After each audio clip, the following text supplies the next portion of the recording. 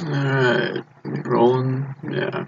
Alright, well, hello, Fantasy League people. It is the butt crack of ass here in Texas. It's, 6:50 in the morning.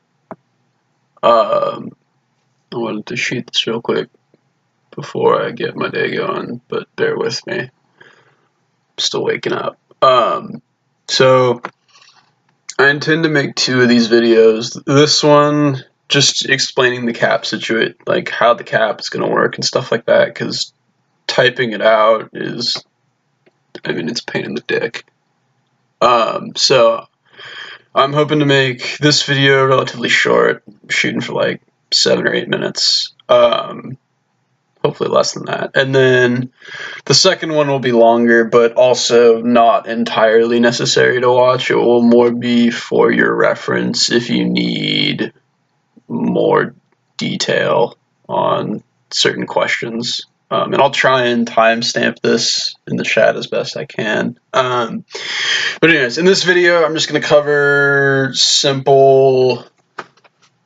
a few more just simple details of the cap.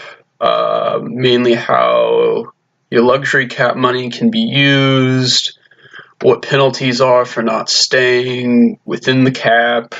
I got notes over here telling me what I need to go over. Oh yeah, and then just like some good general advice for like how to play in a cap system, because I know most people haven't before.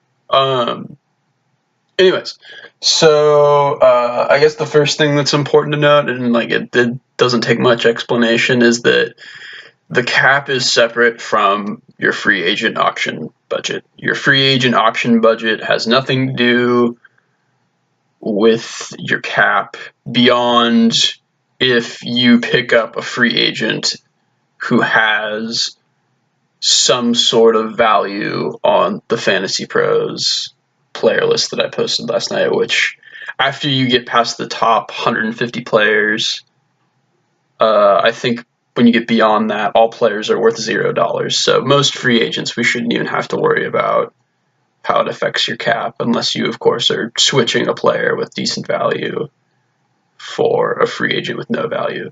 But again, the actual math of these things that I'm talking about, I will cover in the next video if you're curious and want to like really, really in-depth understand like certain, like I'll give examples of how these things will work, again, so people can reference it throughout the season when they need to, or now if you really want to know.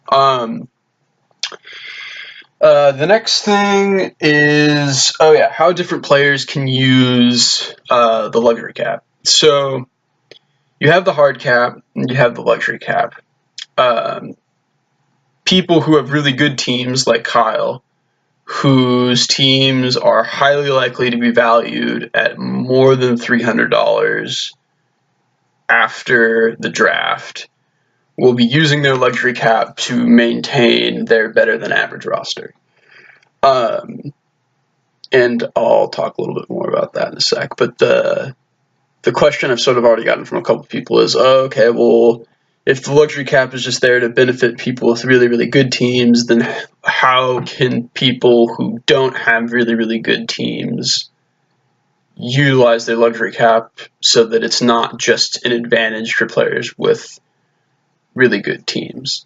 And so that has led to the conclusion that your luxury cap money is going to be tradable. So you can use your luxury cap money to trade for draft picks, you can use it to trade for players, you can use it to do package deals of cap money and players for just players or just cap money or whatever it is. But it's just the luxury cap money that's tradable. Your hard cap money is never, ever tradable. So that $300 that you get every year regardless is not tradable. And the thinking behind this is sort of this, right? We're going to have people with really good teams be valued at more than 300 using that cap money to maintain their players. And what I mean by that is this, is say Kyle post-draft, his team is valuated at $350 for this season. Assuming he makes no more, or at least no big roster changes during the season, he will lose half of the luxury cap money he used to maintain his roster this season. So he's using the 300 hard cap, plus he's using 50 of the luxury cap. Half of that 50 he's using is $25. And so next year, instead of having 400 total, he'll have 375 total with which to build his roster. So he loses $25 of that luxury cap money because he has such a good team. Whereas teams who aren't using that money to maintain their rosters, again, you can use it to trade for players or what have you. Anyways, so I sort of just explained a little bit about what I was going to talk about next, which is cap degeneration. So you only have to worry about your luxury cap money going down if you're either using it to trade, obviously, or if you have such a good team that you need to use it to maintain your roster. And again, like I said, whatever the amount of your luxury cap money that you use through the year, half of that is going to be gone the next year. So again, if you use all 400 this year, you're only going to have 350 next year because you're using all 100 of the luxury cap, so you lose 50 of the luxury cap for next year. So that's a pretty simple idea.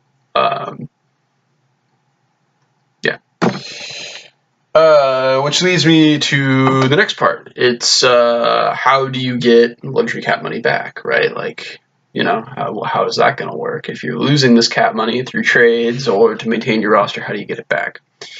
Cap regeneration is only going to be available to you if you don't use any of your luxury cap money throughout the season. So basically, if you sit on a roster that is underneath the $300 hard cap for the whole season and you don't need it to maintain a lot of good players, which means your roster is probably mediocre to bad, then you will get, if you're missing some of your luxury cap money, you'll get a flat $20 back the next year. So say, for whatever reason, you went into the season with $320 in total cap money, and you sat on a roster that was under 300 for the full season. Well, next season you would have 340, so you get $20 back. So that's sort of how I envision that working. The other thing is that players with bad teams who are using their cap money to build their roster for the future, so they have a team under 300 and they're not using their cap money to maintain their roster, they're using it to trade or whatever. Assuming after all trades are completed or whatever, if their roster is still under that 300, and they, again, as long as you go through the whole season with your roster evaluated at or under 300, you will get back $20 of your luxury cap for the next season, assuming you're not exceeding the maximum, by the way. You cannot exceed the maximum luxury cap of $100, except there is one except to that, and I'll get to that in a sec. But yeah, the normal $20 you would get back if you sat on a roster at 300 or under, the maximum you can get your luxury cap back up to is 100. So now let's get to the except. All right, so the except is if you are a team who's really, really good and your roster is, for instance, evaluated, again, as an example, at 380, right? So it's a really good team. That's almost like the upper end of the possible team you can have, which is 400, right? So your team is evaluated at 380 and shit, well, I'm going to lose $40 from my luxury cap next season. I'm only going to have, $360 with which to hold my roster, which means that I'm going to have to, trade away $20 worth of player value, right? And so you know this is going to happen. What you can do is you can trade, if you're a really, really good team, a depth player or a couple of depth players to a team that is struggling to just get some cap money to be able to pay for your roster again next season. So, but again, that's a trade-off, right? Like, this has a balancing effect. Like, that's the goal of this whole thing. Because you're losing some of your depth, but you're going to be able to maintain your studs for another year. The point being that you would be able to maintain your roster for one more season, but it helps the other guy who probably has a team that's struggling because it's going to give him players that give him more depth. And chances are, if they're just okay players on a good team, they're going to be pretty good players on a not so good team. So it's going to be, a step up. Again, has a balancing effect, which is what we want. I'm running long. And I meant not to talk any math. I did talk a little math, but you do need to know just some of the basics. So I'll just blow through the last topic here, which is penalty for being over the cap. So I'll just give a real simple, for instance. Say you had no luxury cap money going into the season. You had blown through all of it, so you have to have a team that's valuated at 300 or less. And you get to the start of week 1, and your game starts, and your team is valuated at 315. So you're $15 over what the maximum valuation for your team, what the maximum allowed valuation for your team would be. You'll forfeit in points, fantasy points, each week the number of points equal to the number of dollars you are over the cap. So since you're $15 over the cap going into week 1, you're going to lose 15 points off of whatever your team's final score is for the week